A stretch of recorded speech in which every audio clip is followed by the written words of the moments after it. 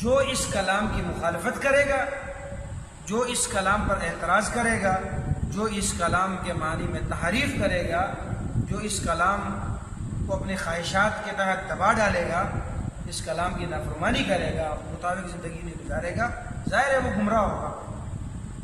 اب دراصل قرآن اس کو گمراہ نہیں کر رہا، وہ خود گمراہ ہو چکا ہے۔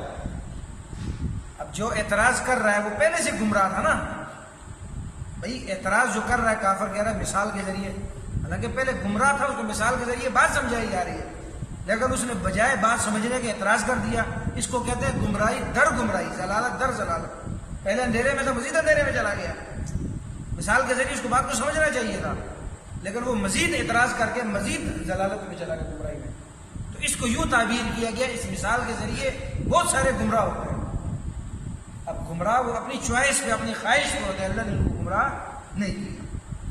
اچھا، ویادی بھی کثیرہ، بہت سارے کو اس کے ذریعے ہدایت دیتا ہے۔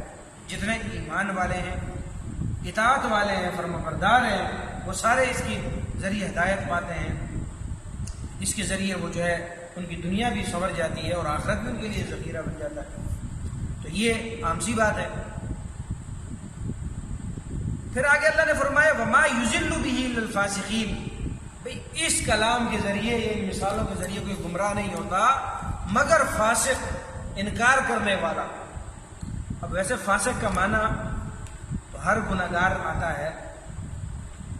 فاسق کا معنی مسلمان بھی ہے، مسلمان فاسق فاجر بھی ہو سکتا ہے، گناہ کبیرہ کا مرتکب ہو یا گناہ صغیرہ پر اصرار کرتا ہو، تو فاسق کا معنی میں وہ بھی شامل ہے۔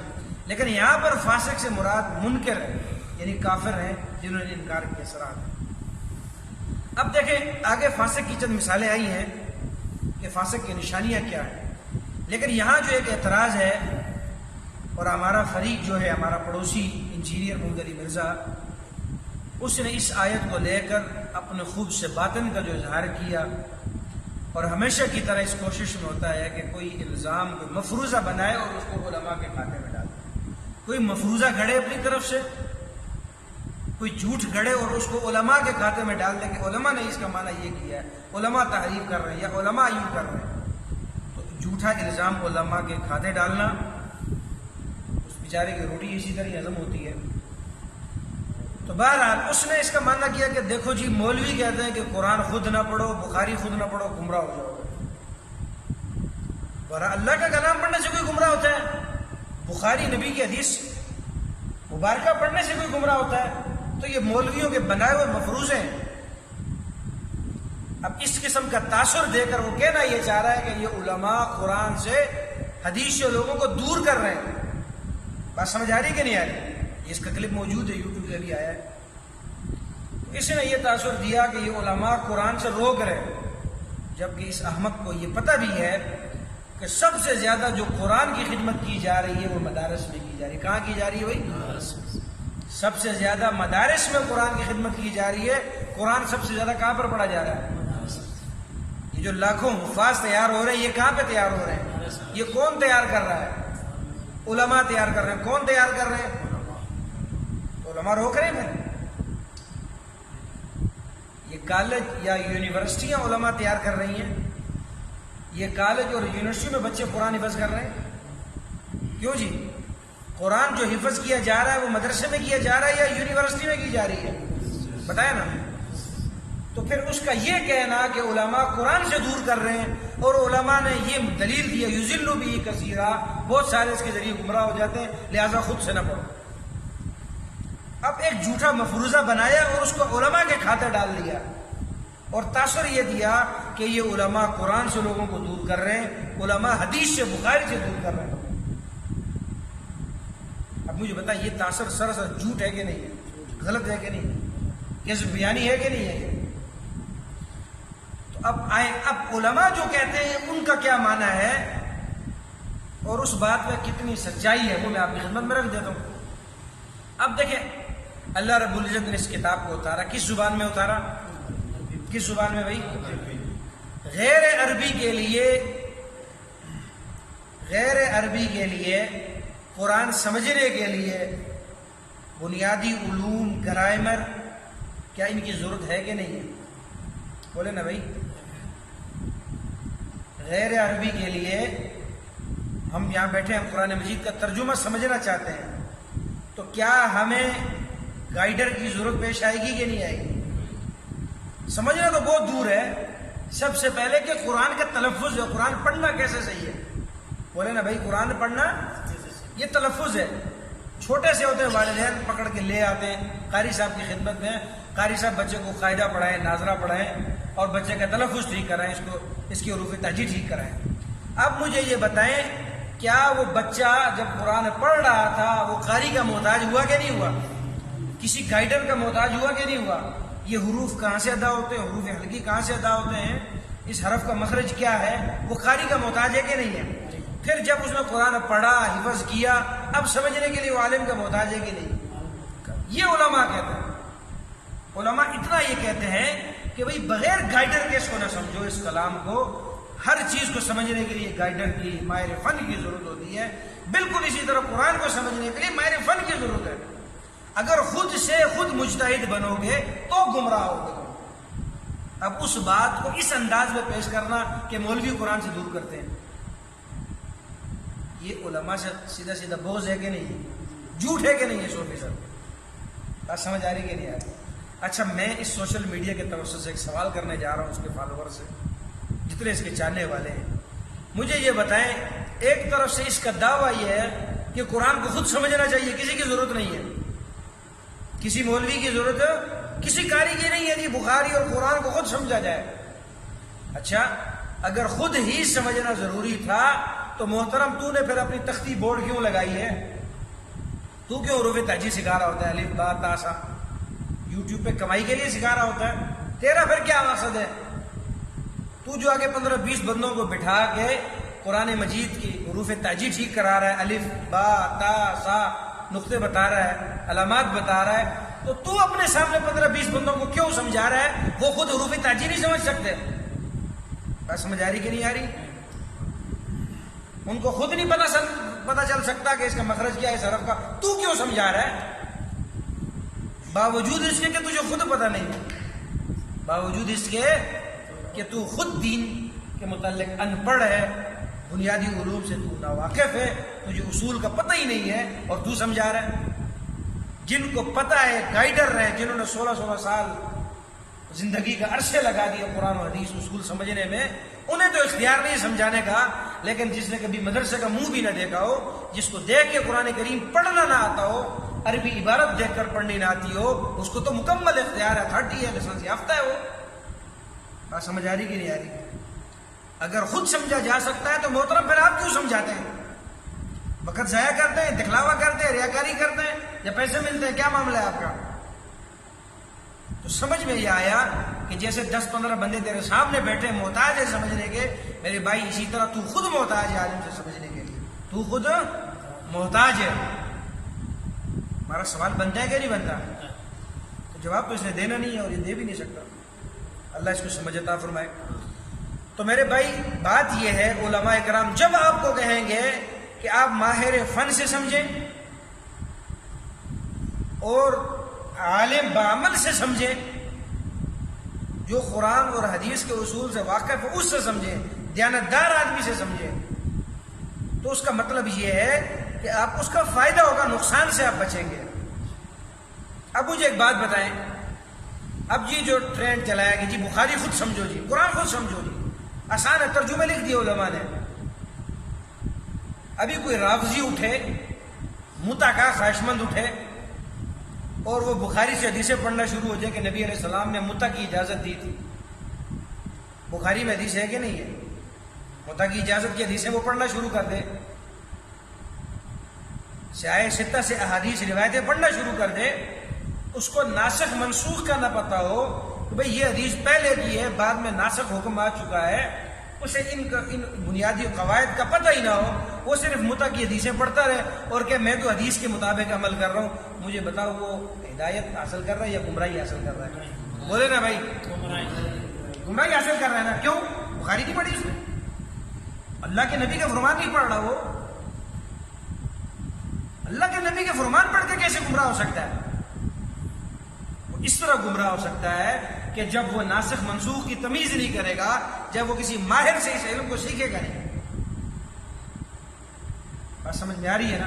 اسی طریقے سے اگر قرآن کریم کی آپ وہ آیات پڑھنا شروع ہو جائیں جن میں سمجھ میں آ رہا ہے کہ شراب ابتداء حلال تھی، یا ایھا الذین آمنوا لا تقربوا الصلاۃ وانتم سکارى حتی تعلموا ما تقولون، اب ان آیات میں بظاہر آپ دیکھیں گے اللہ حکم دے رہے ہیں لا تقربوا الصلاۃ، اے ایمان والو نماز کے قریب نہ جاؤ، وانتم سکارى جب تم نشے کی حالت میں ہو، حتی تعلموا ما تقولون، یہاں تک کہ نشہ سے افاقہ ہو جائے تمہیں پتہ ہم زبان سے کیا کہہ رہے ہیں، پھر تم مسجد کی طرف جاؤ۔ اس کا مطلب یہ ہے کہ عام حالات میں شراب پی رہے ہیں، عام حالات میں اجازت ہے اس وقت، ابتدائی آیات ہیں جس میں شراب کی کراہت آ رہی ہے۔ اب ان آیات کو کوئی سامنے رکھے اور وہ احادیث جن میں ابتداء شراب کی علت کا تذکر آیا کہ صحابہ کے زمانے میں، ابتدائی زمانے میں شراب پی جا رہی ہے، اب وہ آدمی جو شراب کا عادی ہو اور وہ اٹھ کے کہ جی شراب تو قرآن سے ثابت ہے میں کیوں نہ پیوں، شراب تو بخاری سے ثابت ہے میں کیوں نہ پیوں، حدیث سے ثابت ہے میں کیوں نہ پیوں، مجھے بتائیں وہ گمراہ ہو رہا ہے یا حق حاصل کر رہا ہے؟ گمراہ ہو رہا ہے نا۔ تو اس کو بندہ پھر سمجھائے کہ بھائی اگلی آیات بھی تو پڑھو جن میں شراب کا سراطن منع آ گیا حکم کہ بھائی شراب پینا حرام ہے، اگلی وہ آیات وہ حدیث پڑھے جن میں متع کا حکم آ گیا کہ بھائی متع سے اپنے آپ قیامت تک کے لیے اس کو اللہ نے حرام کر دیا، بھائی اگلی احادیث بھی تو پڑھے نا، متع کی اجازت دی جا رہی ہے، آگے صحیح مسلم میں روایتیں آ رہی ہیں اللہ نے قیامت تک کے لیے اس کو حرام کر دیا ہے، اب اگلی حدیثیں بھی تو پڑھے نا۔ تو اس کو کہتے ہیں ایک ابتدائی زمانے کی حدیثیں، ایک بعد کے زمانے کی حدیثیں، اس کو ناسخ منسوخ کا علم کہا جاتا ہے کہ بھائی پہلے والے عمل کو منسوخ، دوسرے والے عمل حدیث کو ناسخ کہا جاتا ہے، یہ ماہر فن جانتے ہیں۔ بات سمجھ آ رہی ہے کہ نہیں آ رہی؟ تو اگر آپ کے اصول پر ہم چلتے رہیں جو آپ نے اصول دیا امت کو کہ خود سمجھو، پھر امت اپنی مرضی کے دین سمجھتی رہے گی، جس کو شراب کی عادت ہے وہ شراب پیتا رہے، جس کو متع کا خواہش ہو وہ روزانہ متع کرتا رہے کہ مجھے حدیث سے مل رہا ہے سارا کچھ۔ اسی طرح اور جتنے احکامات ہیں، اور کوئی کہے کہ جی میں تو کعبہ کو مانتا ہی نہیں ہوں، میں تو بیت المقدس کو قبلہ تصور کرتا ہوں، ابتدا میں تو وہی تھا، آج سے وہ دوبارہ قبلہ اس کا اپنا بدل دے۔ بات سمجھ آ رہی کہ نہیں آ رہی؟ تحویل قبلہ سے پہلے کا جو حکم ہے بیت المقدس کی طرف نبی اسلام نے جو نمازیں پڑھی ہیں صحابہ کرام نے، اس طرف دوبارہ ہم شروع ہو جائیں، کیوں؟ وہ تو پہلے تو بیت القبلہ ہمارا وہی ہے۔ تو یہ اتنا مسئلہ ہے میرے بھائی، اس لیے کہا جاتا ہے کہ جو علماء ہیں، جو راسخ فی العلم ہیں، اللہ نے جو ہمیں عطا کیے ہیں ائمہ مجتہدین، ان کی فہم پر، اور اللہ نے جو نبی علیہ السلام کو پیاری جماعت صحابہ کرام عطا کی ہے ان کے فہم پر قرآن کو سمجھا جائے، خود سے گائیڈر اور مجتہد نہ بنا جائے، جبکہ ہمیں آتا جاتا بھی الف بانا ہو، کچھ آتا جاتا ہو نا بندے کو، ایک بندے کے پلے کچھ بھی نہیں ہے، کک بھی نہیں ہے، اور وہ آدمی جب اپنے آپ کو مجتہد سمجھنا شروع ہو جائے وہ خود بھی گمراہ ہوگا، قرآن بے شک پڑھ رہا ہو، دوسرے کو بھی گمراہ کرے گا۔ اچھا یہ تو عام باتیں ہوں گی نا، کتابی باتیں ہوں گی، اب عام سی باتیں لیں، یہ جو ہمارے اہل قرآن کا فتنہ ہے، یہ موصوف کہہ رہے تھے ویڈیو میں بار بار کہ قرآن پڑھ کے کوئی گمراہ ہوتا ہے، منکرین قرآن گمراہ ہوتے ہیں، قرآن والے نہیں گمراہ ہوتے۔ ہم آپ کو بتا دیتے ہیں پھر اہل قرآن اپنے آپ کو کہلانے والا جو مستقل کئی فرقے اس وقت وجود پکڑ چکے ہیں، یہ جو پرویزی فتنہ ہے، اسی طریقے سے یہ کراچی میں محمد شیخ نامی ایک فتنہ ہے، اسی طریقے سے ایک چکڑاوالوی عجیب سا نام ہے اس کا، وہ ایک مستقل ایک فتنہ ہے۔ یہ عجیب فتنہ ہیں جو کہتے ہیں ہم اہل قرآن ہیں، بس ہم کیا ہیں، اپنے آپ کو کیا کہتے ہیں بھائی، ہم اہل قرآن ہیں، ہم صرف قرآن کو مانتے ہیں، بس نبی علیہ السلام کی حدیث کو ہم نہیں مانتے، صراحتاً کھلم انکار کر دیتے ہیں، دلائل بھی دیتے ہیں، وہ اپنی جانب سے دلائل بھی گڑھتے ہیں، دلائل بھی دیتے ہیں، پھر وہ کہتے ہیں ہم حدیث کو مانتے ہی نہیں ہیں، تو ہم صرف قرآن والے ہیں اور قرآن کو مانتے ہیں، جبکہ در حقیقت جو آدمی حدیث کو نہ مانتا ہو مجھے بتائیں کیا وہ قرآن کا انکار کر رہا ہے کہ نہیں کر رہا، باوجود اپنے آپ کو 100 مرتبہ والے قرآن کہتا ہے، کیونکہ نبی علیہ السلام کا جو فرمان ہے وہ بھی وہی ہے، وہ بھی وہی، وما ينطق عن الهوى ان هو الا وحی یوحی. اور نبی علیہ السلام کی فرمان، نبی علیہ السلام کے اعمال اقوال کی تابعداری کرنے کا حکم ہمیں آیا. وما آتاکم الرسول فخذوه وما نهاکم عنہ فانتہوا. نبی علیہ السلام نے جو کام دیا ہے وہ لینا ہے، جس کام سے روکا ہے اسے ہم نے رکنا ہے. یا ایھا الذین آمنوا اطیعوا اللہ واطیعوا الرسول. رسول اللہ سب کہتے ہیں صلی اللہ علیہ وسلم کی کامل اطاعت کرنا بھی ضروری ہے. تو ان بےایمانوں کو یہ سمجھائیں کہ بھئی تم اہل قرآن، بے شک 50 مرتبہ 100 مرتبہ اپنے آپ کو تم اہل قرآن نہیں، در حقیقت تم منکرین قرآن ہو. کیا ہو تم؟ ظاہر ہے جب منکرین حدیث ہو تو قرآن نے ہی حدیث کو ماننے کا حکم دیا ہے، حدیث والے کو ماننے کا حکم دیا ہے. تو جب تم قرآن کے حکم کو نہیں مان رہے ہو تو پھر کیسے تم اہل قرآن ہو؟ تو یہ موصوف صاحب جو کہہ رہے ہیں جی ان سے مراد منکرین قرآن ہے، بھائی یہاں قرآن کا دعویٰ کر کے قرآن کا لوگ انکار کر رہے ہیں. اہل قرآن سے نیچے بھی ایک طبقہ ہے. اہل قرآن سے وہ تو آپ سمجھتے ہی ہوں گے، اہل قرآن سے سمجھتے نہیں سمجھتے؟ اہل قرآن سے بھی ایک نیچے طبقہ ہے جو کہتا ہے ہم حدیث پر عمل کرتے ہیں. کس پہ عمل کرتے ہیں؟ جبکہ اللہ معاف فرمائے بخاری شریف کی بے شمار روایات، سیاہ ستہ کی سینکڑوں روایات کا انکار کرتے ہیں. باوجود اس کے وہ کہتے ہیں کہ ہم حدیث والے ہیں. ہم کیا ہیں؟ ایک ہے ہم کہتے ہیں اہل قرآن ہے، جبکہ وہ قرآن کریم کے احکامات کو پس پش ڈال رہے ہیں، کھلم بغاوت کر رہے ہیں قرآن سے. اور دوسری طرف ہمارے ہاں جو ایک فرقہ جو کہتا ہے ہم حدیث والے ہیں، حدیث پر عمل کرنے والے ہیں، ہمارے یہاں صرف حدیث ہے، ہی حدیث ہے، قرآن اور حدیث دوسری کوئی چیز نہیں ہے ہمارے پاس. اور اسی دعوے پر ہی وہ حدیث سینکڑوں حدیث کا انکار کر بیٹھے ہیں، منکرین حدیث کے سب میں جا کھڑے. تو صرف دعویٰ کرنے سے کوئی نہیں ہوتا. بات سمجھ آ رہی کہ نہیں آ رہی؟ اصل تو دیکھنا یہ کہ عمل کر رہا ہے کہ نہیں کر رہا، خواہشات کی اتباع کر رہا ہے یا قرآن و حدیث کو حقیقی معنوں میں فالو کر رہا ہے. تو نام رکھنے سے کچھ بھی نہیں ہوتا. بہر اللہ سمجھ عطا فرمائے. تو یہ آدمی جو کہہ رہا ہے خود سمجھے تو پھر اس کا نتیجہ یہی نکلتا ہے غامدی. جو قرآن کو خود سمجھتا ہے پھر وہ غامدی بنتا ہے. وہ کیا بنتا ہے؟ وہ پھر یہ محمد شیخ جیسا بابا بنتا ہے، جا کے گمراہ، خود بھی گمراہ دوسرے کو بھی گمراہ. ایسے عجیب، اللہ معاف فرمائے، اگر آپ ان کے کلپ دیکھیں یوٹیوب پہ آپ حیران رہ جائیں گے. اور عام آدمی سن لیں، یقین کریں عام آدمی ان کے 1 سے 2 بیان سن لیں، صبح اٹھ کے وہ کہیں گے ہم حدیث کو مانتے ہی نہیں.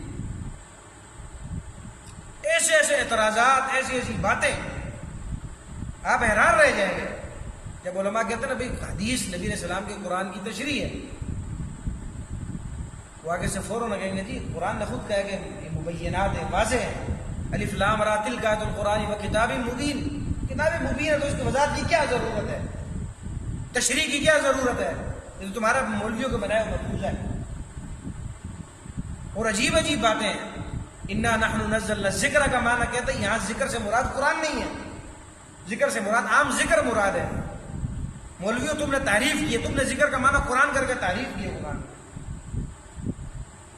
میں اس لیے یہ بات عرض کر رہا تھا، قرآن کریم کو سمجھنا ہے سب سے پہلے رسول اللہ صلی اللہ علیہ وسلم کے فہم کے مطابق. قرآن نازل کس پہ ہوا بھائی؟ جب نبی علیہ السلام پہ نازل ہوا ہے تو نبی علیہ السلام نے پھر جو صحابہ کرام کو سمجھایا، ہم نے اس فہم پہ قرآن کو سمجھنا ہے، اور اسی تواتر سے جو یہ فہم آ رہا ہے ہم نے اسی فہم کو لینا ہے. اپنی جانب سے لفظی معنی دیکھیں اور خود ہی گائیڈر بنے تو نتیجہ یہ نکلتا ہے کہ پھر ہم آیات کا انکار کر بیٹھتے ہیں، اور دراصل ہم سمجھتے ہیں کہ ہم حدیث کی خدمت کر رہے ہیں. ہم حقیقت میں یہ سمجھتے ہیں کہ ہم قرآن کی خدمت کر رہے ہیں، جبکہ ہم قرآن اور حدیث کی خدمت نہیں کر رہے ہوتے، ہم قرآن کی آیات کا انکار کر رہے ہوتے ہیں، ہم حدیث کا انکار کر رہے ہوتے ہیں. تو اسی لیے یہ جو موصوف ہیں، جس کا ہمیشہ جس کی کوشش یہ ہوتی ہے انجینئر محمد علی مرزا صاحب کی کہ ہمیشہ علماء پر کوئی زبان درازی کرتا رہے، موقع ڈھونڈتا رہے، اور کچھ بات ملے نہ تو اپنی بات مفروضہ بنا کر علماء کے کھاتے میں ڈال دے. اور اللہ کے فضل سے اب تو یہ ایکسپوز ہو رہا ہے. ہم کہتے ہیں نا علماء دین کے پہرے دار ہیں، چوکی دار ہیں. تو اس نے پہلے پہرے داروں پہ، چوکی داروں پر اٹیک کیا، بدزن کیا کہ مولوی نے یوں کیا، علماء نے یوں کیا. اور اللہ تعالیٰ نے جب کام لینا ہوتا ہے، اب سوشل میڈیا کی دنیا میں بہت سارے جو عالم بھی نہیں ہیں، طالب علم بھی نہیں ہیں، مدرسہ مسجد سے جڑے بھی نہیں ہیں، بنیادات لڑکے ہیں، اور اب وہ اس کو ایکسپوز کر رہے ہیں، اس کی باتیں لا رہے ہیں کہ بھائی یہ جھوٹ یہ جھوٹ یہ جھوٹ یہ جھوٹ. تو انشاءاللہ اس کی جھوٹ اب کھولیں گے، انشاءاللہ مزید واضح ہوں گے. تو آپ علماء کے پیچھے تھے، اب انشاءاللہ عام آدمی بھی آپ کو انشاءاللہ ننگا کرے گا، اور آپ مزید ننگا ہو گئے. وہ جھوٹ جھوٹ ہے، ایک جھوٹ پر 100 جھوٹ بولا جائے، جھوٹ میں واضح ہو جاتا ہے، سمجھ میں آ جاتا ہے بندہ جھوٹ ہے. اور آپ کی حقانیت، آپ کا مکروہ چہرہ اس وقت سب کے سامنے آ چکا ہے، انشاءاللہ مزید بھی سامنے آئے گا. اللہ رب العزت اس فتنے سے امت کی حفاظت فرمائے، ہمیں قرآن و سنت کے مطابق اپنی زندگی گزارنے کی توفیق نصیب فرمائے. السلام ورحمۃ اللہ.